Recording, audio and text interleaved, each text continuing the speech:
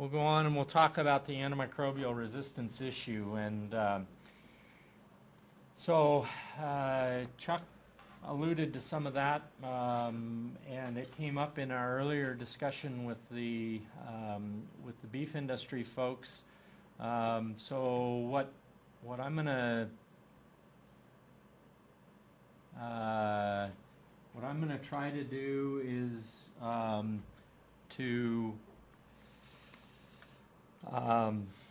go through a brief history of antimicrobials just so that we're all kind of on the same page, and then talk about this antimicrobial resistance issue. Why is it so complex?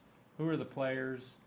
And what's being done about it? And where are we going from here? Or where do we think we might be going from here? And what's going to happen? And naturally, some of this is meant to give you some background so that you understand why this is an issue that ended up in the objectives for this particular study, and why people are interested in having some more data.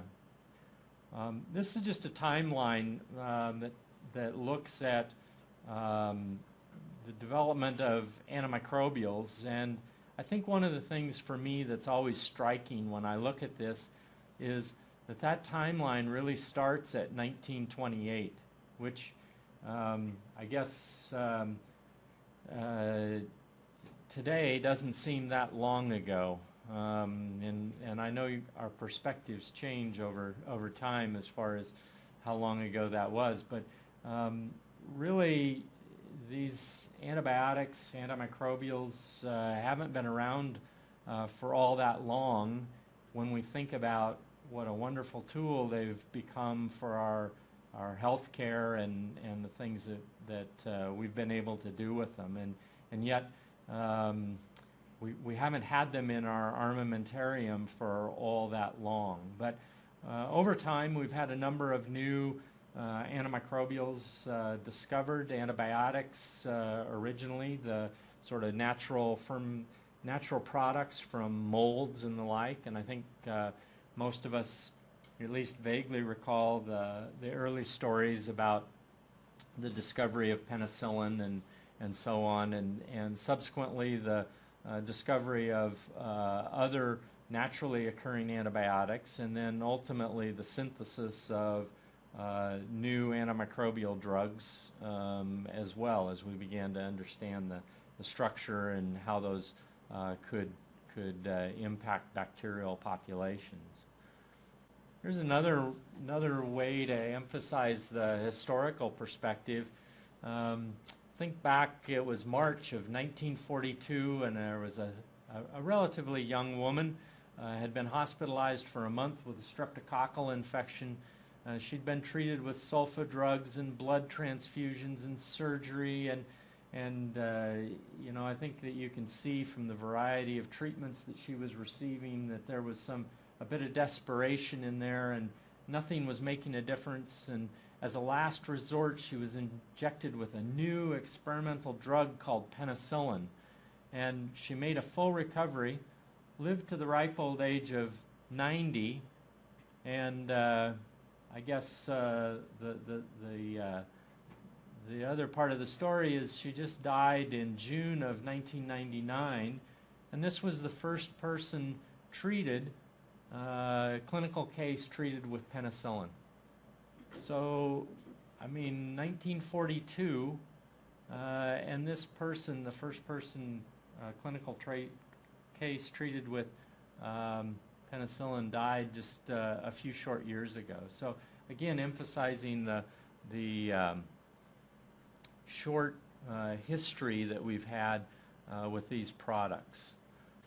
First antimicrobial drug resistance was identified in the 50s, and by 59 it was present in clinical infections to the point that there were already articles starting to show up in Journal of the American Medical Association talking about resistance in these organisms. So as we became more informed, this shouldn't surprise us, and in fact our friend Alexander Fleming predicted that this was going to be the case.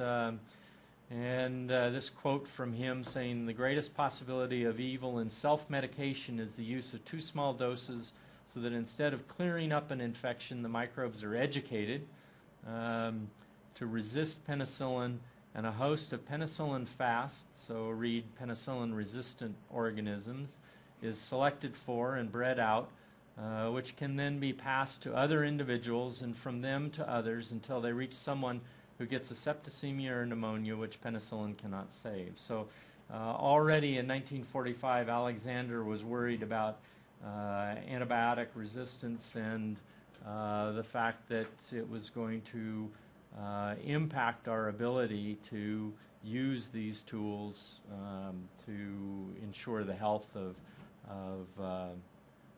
people and animals. And so as we talk about the ecology of antimicrobial resistance, we need to talk a little bit about mechanisms of resistance transfer, gene structures, and selection for resistance. And we aren't going to get into any nitty-gritty details on these, but we're going to try to take something more like a 30,000-foot view so that ultimately we can begin to appreciate the complexity of the issue and start to answer that question of why is this issue so complex. Well, in terms of location of the resistance genes, certainly they can be resident on the chromosome of the bacteria, and that's in fact what we thought was going to be the case as we first thought about resistance genes. But we've come to understand that these resistance genes can be also present on plasmids, and these plasmids are small circular pieces of DNA that are outside of the chromosome. They replicate independently in the bacterial organisms, and they're called R plasmids or R factors when they contain resistance genes. And so as we began to discover these, we thought then that we knew something about the impact on stability and transferability if we knew where these genes resided. And the conventional wisdom a few years ago was that chromosomally located genes were stable, not easily transmitted, because you'd have to move a section of the DNA from one organism to another, and how would you mobilize that out of the chromosome? And so if we could identify these genes as being associated with the chromosome, we thought, okay, well, at least it's not transferable. Whereas the plasmids, these extra chromosomal DNA that contain these genes, were readily transferable, horizontally transferable from organism to organism across a sex pilus. And so we think about two bacteria that develop this structure along which they can transmit this DNA, and so all of a sudden a new organism now possesses that gene. So we began to understand that this horizontal gene transmission really made it so that these genes could move quickly and easily among the bacterial populations. And we also figured out that location on the chromosome didn't necessarily make those genes stable in the chromosome, because there was a new gene structure called a transposon that actually allowed these genes to jump out of the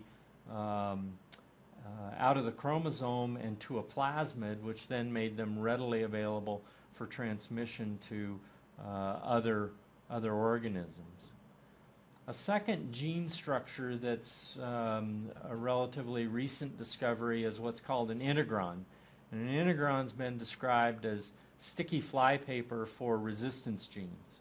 So it's a highly reactive space, either on the chromosome or in the plasmid, that readily accepts these resistance genes. And so what happens then is that as these new genes become available, this receptive site accumulates those genes into what are called gene cassettes.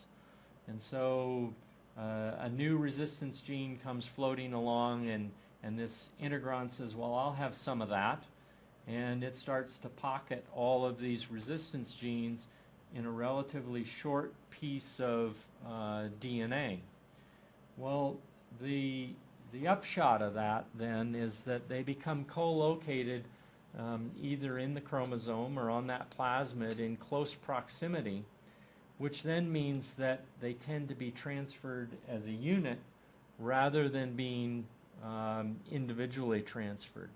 The other is that use or exposure to any one of those factors that the organism is now resistant to selects for that entire cassette, or selects for all of those resistance traits together because they're so closely located on the chromosome or on the plasmid. Furthermore, not only do these oftentimes include resistance genes for antibiotics or antimicrobials, but it can also contain resistance genes for, say, disinfectants like quaternary ammonium compounds that you see over there on the right-hand side of that cartoon depiction of the integron. And furthermore, it can also confer resistance to things like heavy metals. And so exposure to any one of a variety of agents can in fact select for that entire cassette. So those things tend to travel together. So then factors that potentially contribute to the maintenance of antimicrobial resistance could certainly be exposure to antimicrobials, say the antimicrobial of interest. So if we're interested in seeing tetracycline resistance, does it go up or down, or is it maintained in a population of bacteria? Certainly tetracycline exposure might select for that resistance, but also exposure to antimicrobials that are in those linked cassettes might also select for that, or linked non-antimicrobials, so those heavy metals and potentially disinfectants. All of a sudden this becomes a bit more sticky than just do we have tetracycline exposure and do we have tetracycline resistance. It becomes more dependent upon how those genes might be linked together and co-selection. So then another piece, and Chuck mentioned this in the last bit about the food safety area where we're talking about commensal organisms, is that these bystanders, these commensal organisms, might in fact be reservoirs for these resistance genes. So as we think about that transmission of resistance genes along that sex pilus, so we have two bacteria that form this connection over which they can transfer that DNA, we've now come to understand that those organisms don't have to be the same species. They don't even have to be the same genus. So in fact, we can have Salmonella transferring DNA to E. coli, or E. coli transferring DNA to other genera of organisms. And so that horizontal gene transmission now is even more widespread, or the possibility of that horizontal gene transmission is even more widespread. And we now have to think about not only the pathogens that are out there, but we have to think about the commensal organisms that might also be out there helping in this process. Well, sometimes, we say, well, we've dealt with things like residues, and we've had some great success in terms of diminishing residue issues, why can't we just do the same thing with resistance? Well, there's some very different attributes when it comes to considering residues than when we talk about resistance. Residues,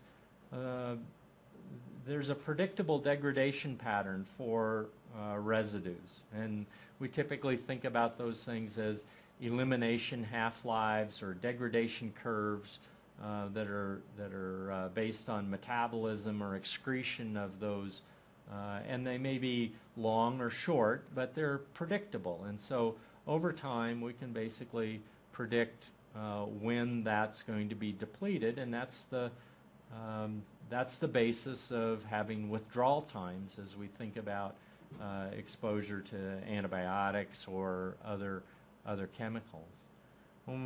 On the flip side, when we think about resistance, since resistance is an attribute of a population of organisms, if we see a bloom in those organisms, we can see resistance prevalence go up, or we can see it die out.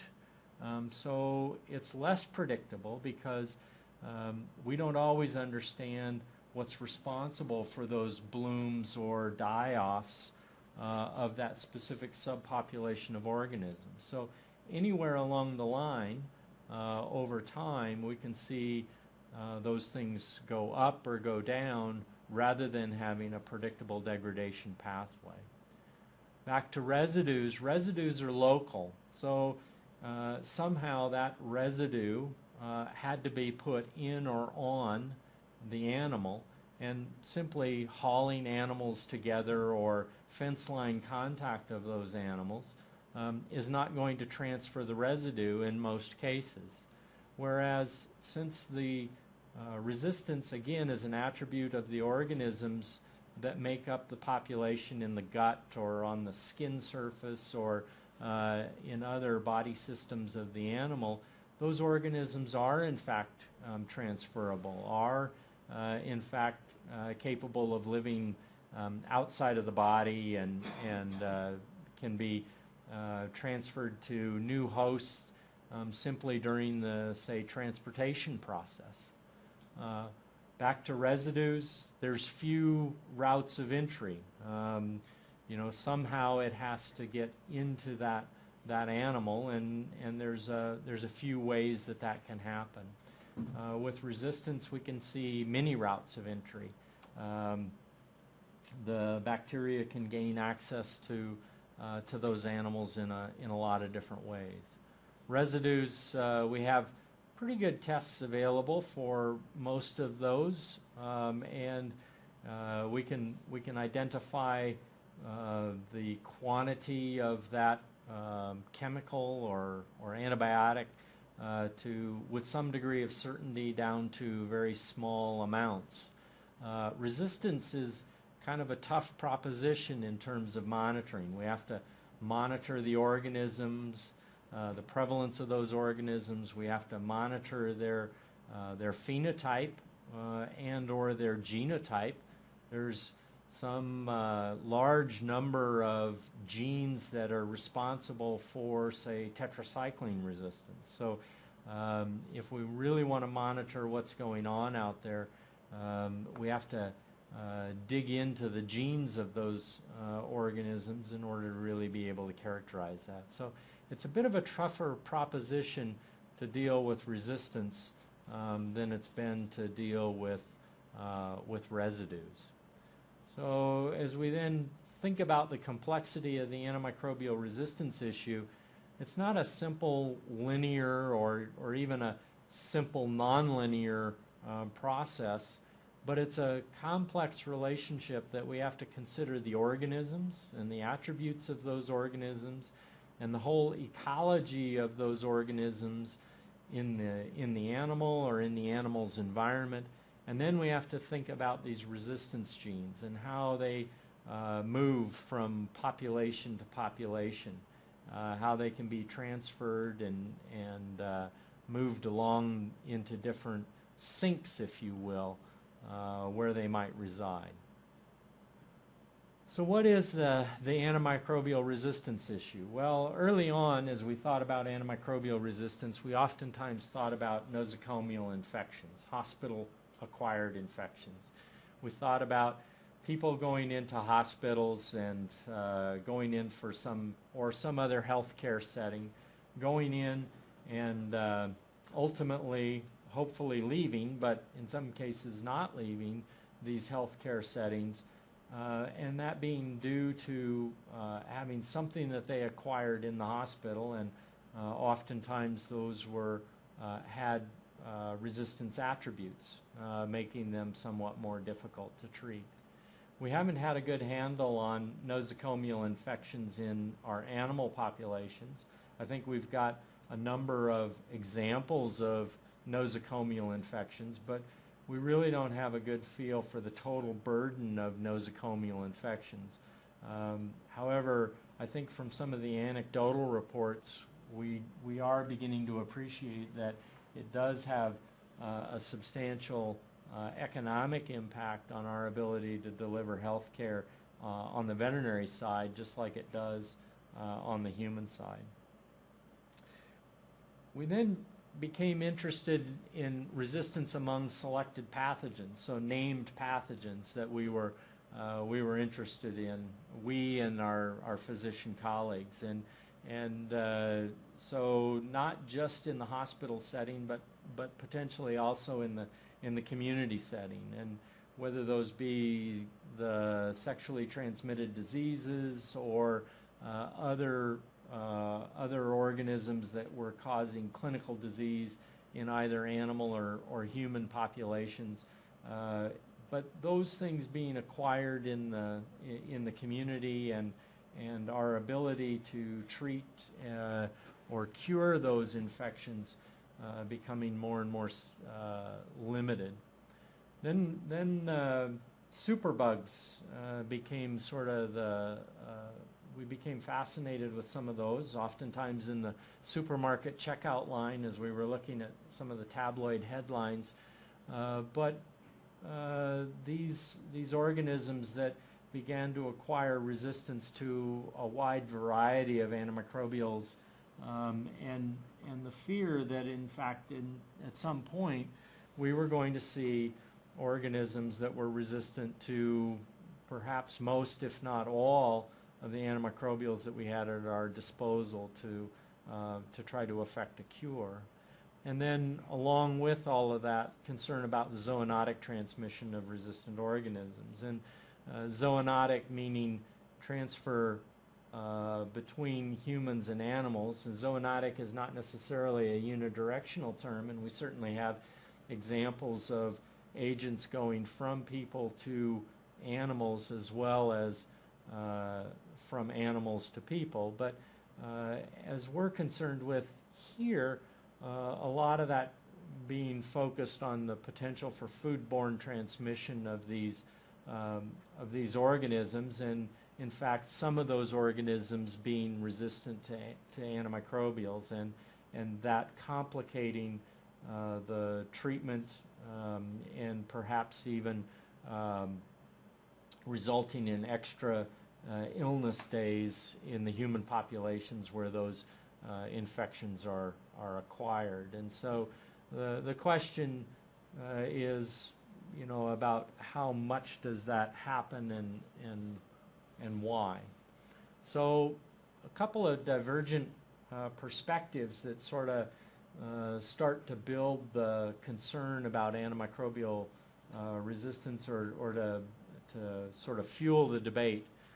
Here's the quote from the World Health Organization from June of 2000 saying, "Curable diseases from sore throats and ear infections to TB and malaria are in danger of becoming incurable." So this sort of idea that we're seeing multi-drug resistance and the expansion of multi-drug resistance to the point that some of these agents are becoming more and more difficult to cure, and certainly we've seen concern about TB infections and the difficulty with some of those cases management-wise and being able to affect a cure. Another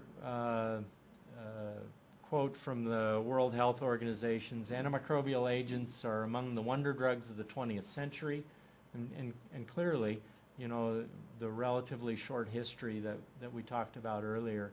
Through the massive and increasing use of antimicrobials in humans, animals, fish, and in agriculture, a resistance problem has been created, rapidly moving to the forefront of public health concerns.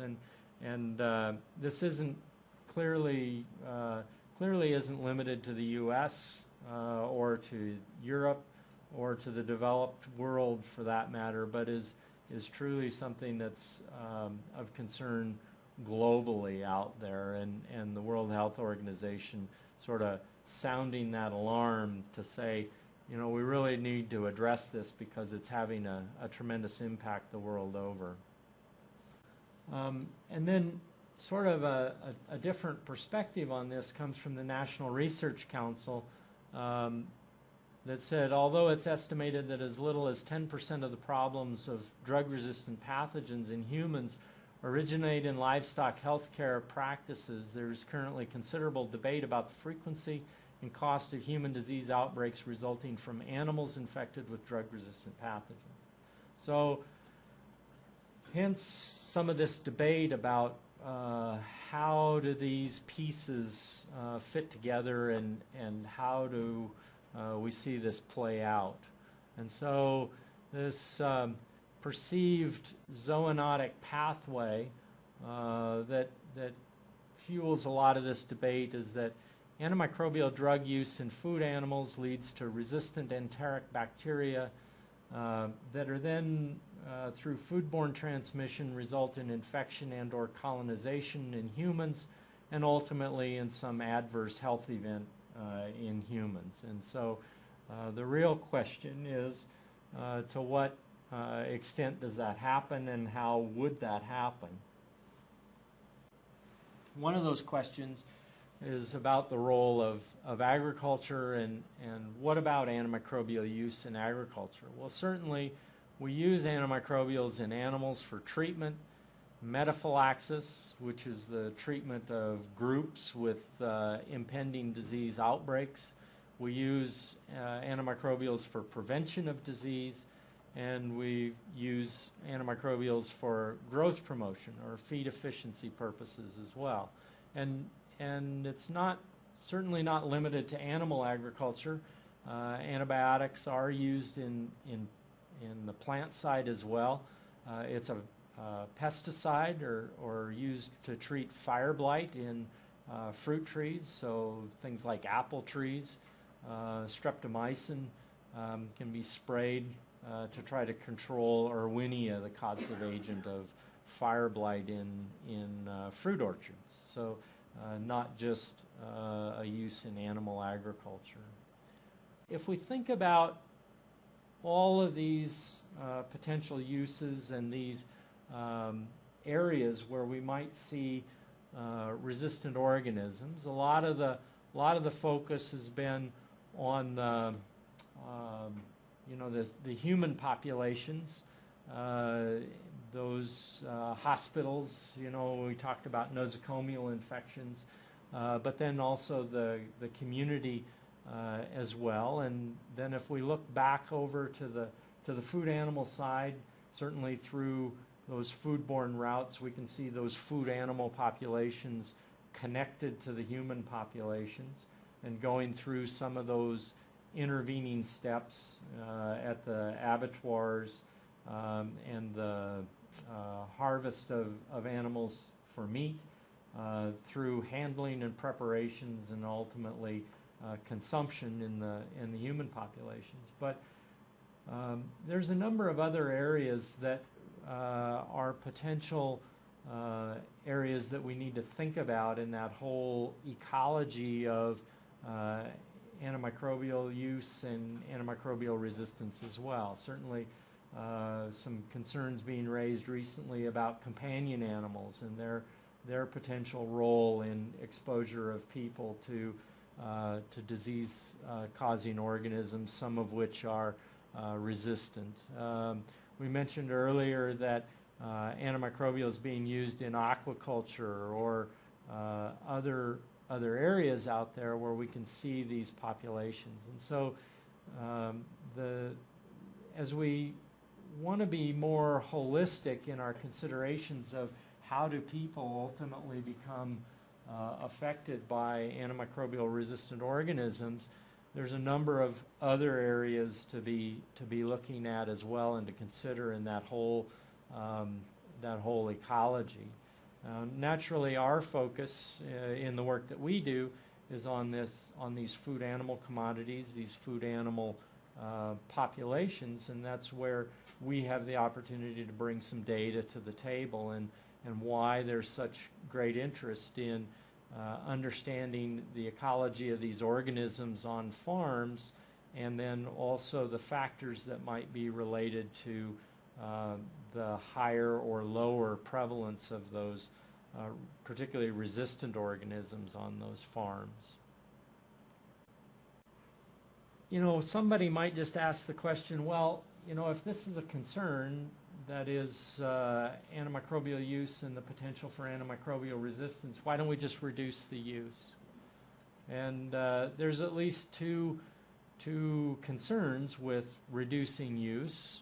One of those concerns is animal health and welfare impacts, and is it ethical to withhold treatment from animals and not, you know, treat those animals under our care when we know that a product might be useful or in fact curative in those cases.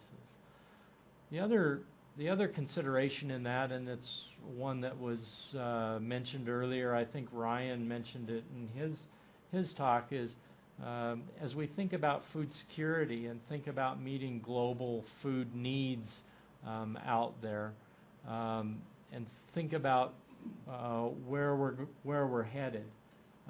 In the very near future, and FAO has projected that by 2050, there's going to be an additional 2.1 or 2.3 billion people join us on this earth, and go figure, most of those folks are going to want to eat.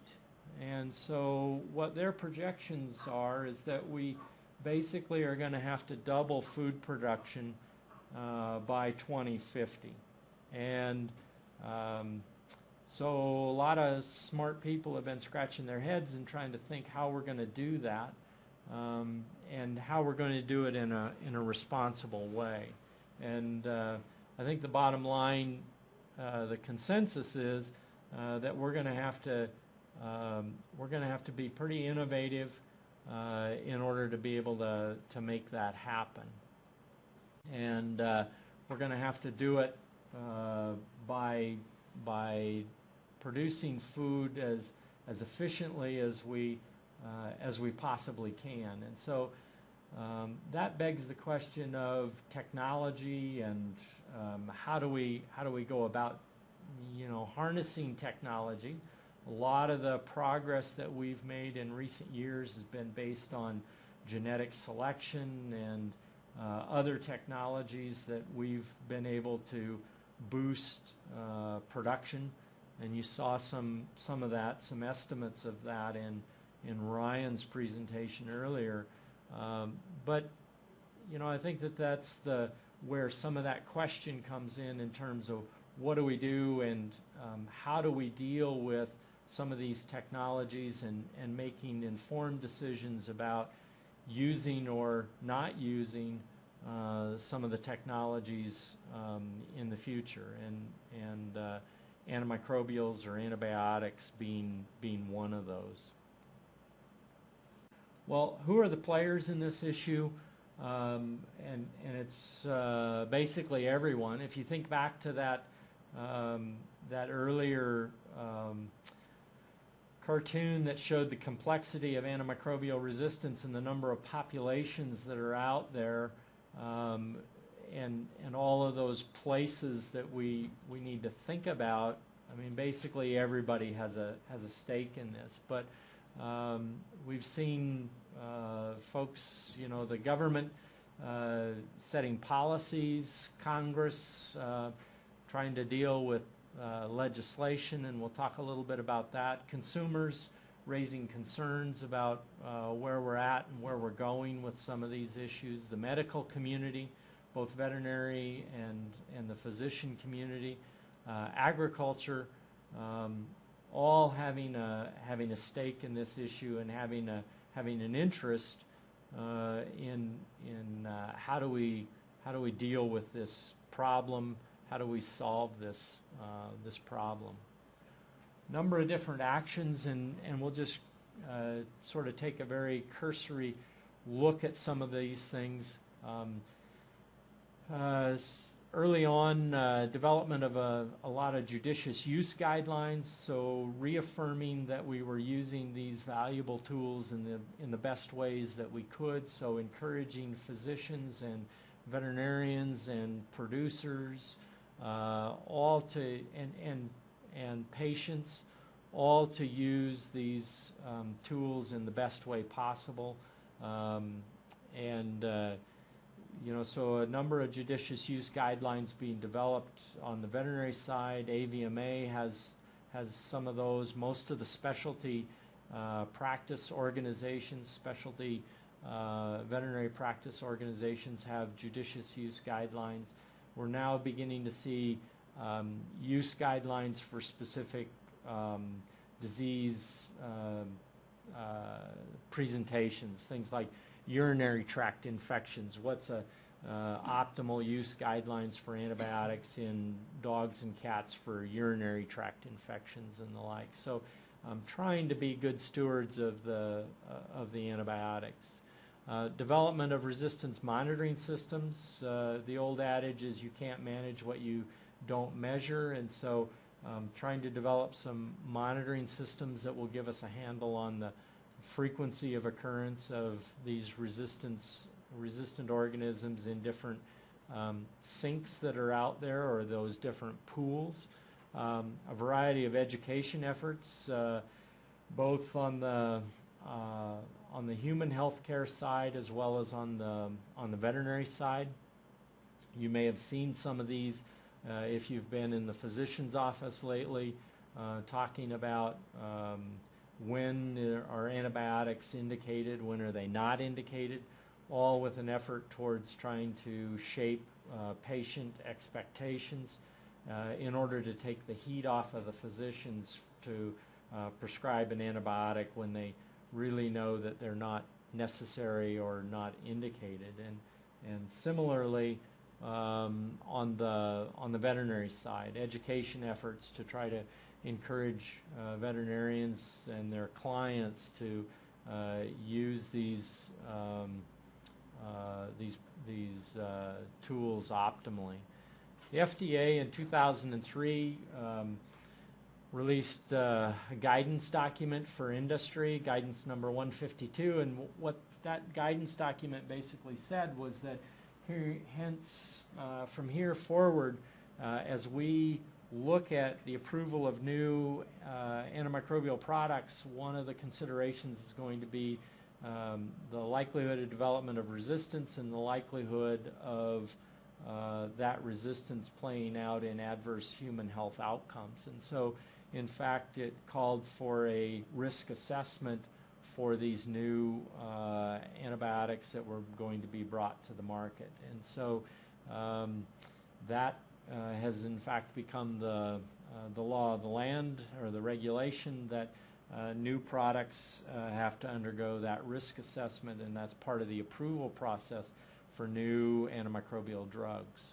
Recently, in June of last year, the FDA released Draft Guidance 209, and we'll talk a little bit about that here in a moment. And so, in addition, risk analyses have been undertaken to look at specific bug-drug combinations. One of those being to look at fluoroquinolone use in poultry with an eye toward looking at Campylobacter infections.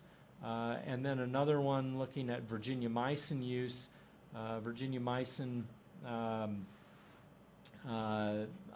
being marketed under the trade name VMAX as a growth promotant in cattle, and the potential risk that posed to selecting for resistance among Enterococci. GAO has conducted several audits, and we'll talk a little bit about those. Congress, as I said earlier, has considered legislation to look at antimicrobial use, and then there have been some voluntary actions on the part of industry, and we'll talk about some of those. As I said earlier, this isn't just a U.S. issue or just a European issue, but in fact it's an international issue. WHO and the OIE have each had expert panels to consider this whole area, and each have developed antimicrobial judicious use guidelines, WHO for the physicians and OIE for the animal side. The EU actually set in place some antimicrobial bans for growth promotion. Those took effect on an EU-wide basis in 2006, and we can talk a little bit about that. Codex Alimentarius, which develops the food code, recently adopted an approach to doing risk assessments for antimicrobial resistance as it relates to the food code. And most recently, Korea is putting in place an antimicrobial ban for growth promotion. So the world over, activities are underway to kind of look at this. And so just to remind us a little bit about kind of where we're at with this and the ecology of these antimicrobial resistance, and we're trying to take actions to address where there might be risks along these various pathways, as seen as depicted as arrows on the graph here. The NAHMS program's been tasked with collecting an increasing amount of antimicrobial use data and to try to characterize prevalence of these organisms on farm, as the calls for more data to make informed policy decisions have gotten louder and louder. And so we've been trying in the more recent studies to gather more and more data, to gather samples, to be able to look at these. And each one of those seems to be met with, well, thank you for that, but we need more, and we need more detailed information. And so we're trying to sort of walk that fine line between burden and filling some of those information gaps, and not be overly burdensome to our voluntary participants in the studies. Risk analyses, just to remind you, it's a matter of asking what's the nature of the problem that causes the concern, how large is that problem, how likely is it to occur, and then what can we do in terms of mitigation. All of those things requiring data, and that's what we hope to try to put some of on the table. I mentioned the GAO. This was one of the early GAO reports that focused on antibiotic use in animals, and basically in this 2004 report, the GAO's recommendation was that FDA should expedite the risk assessments for drugs used in animals and how that might impact human health care, and that USDA and HHS should develop and implement plans to collect antimicrobial use data for animals. And they were pretty adamant that these things needed to be done in a very quick time frame, and that there was a great need. Unfortunately, GAO didn't control all the purse strings that would have allowed all of those things to happen as quickly as everyone would have liked to have seen it happen. GAO came back and also looked at a second report, and this one from earlier this year was targeted at CDC, saying that CDC needed to do a better job of collecting antimicrobial use data in people and to collect more data about antimicrobial resistant infections, because again, we needed to measure what was going on in those various pools or sinks as we looked across that landscape of antimicrobial use and antimicrobial resistance. And then a third GAO report, and this one isn't, or may just now be posted to the GAO website. As you can see, this one from the cover hadn't been posted to the GAO site yet, but was released on Representative Slaughter's website. She was one of the requesters for GAO to do this bit of work, and so GAO shared that back with her before posting it to the official GAO site, and she chose to put it up on her site and make it available. And that report basically said that HHS, so basically FDA and CDC, as well as USDA, should identify and evaluate approaches to collect detailed data on antimicrobial use in animals. So again, calling for more data so that we better understand antimicrobial use practices, collect more representative data on antimicrobial resistance. So recognizing that some of the more passive systems or opportunistic systems that we've had in place in terms of monitoring antimicrobial resistance have some opportunities for bias in those systems and may not adequately represent the true extent of antimicrobial resistance as it exists out there in the animal population. So calling for more representative data, and then assess previous efforts regarding alternatives to antimicrobials and identify where more research is needed. So with that eye towards, if we could have alternatives to antibiotics in terms of preventing infections, whether those be things like probiotics or vaccines or the like, that would be sparing to the occurrence of disease that might necessitate the use of antibiotics, maybe we can diminish some of that exposure to antimicrobials, and maybe we can identify ways to ensure high levels of growth and high levels of feed efficiency without having to use antimicrobials out there. So calling for those activities on the part of both USDA and HHS. Some legislation introduced actually for the last 4 or 5 sessions of Congress.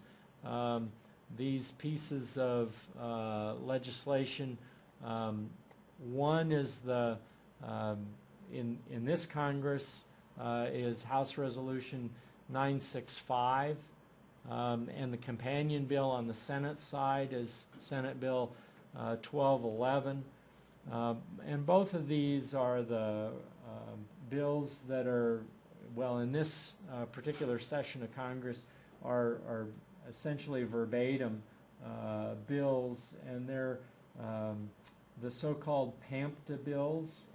PAMPTA stands for Preservation of Antibiotics for Medical Treatments Act, and in this case of 2011. As I said, both of these bills have been introduced in the last 4 or 5 sessions of Congress, and it was really in the last session of Congress, in the 2010 legislative year, that the consideration on the House side got Dr. Clifford the opportunity to testify before the House committee about what USDA's activities were and USDA's policies were regarding antibiotics and antimicrobial use and antimicrobial resistance. And so a lot of calls for information and a lot of activities out there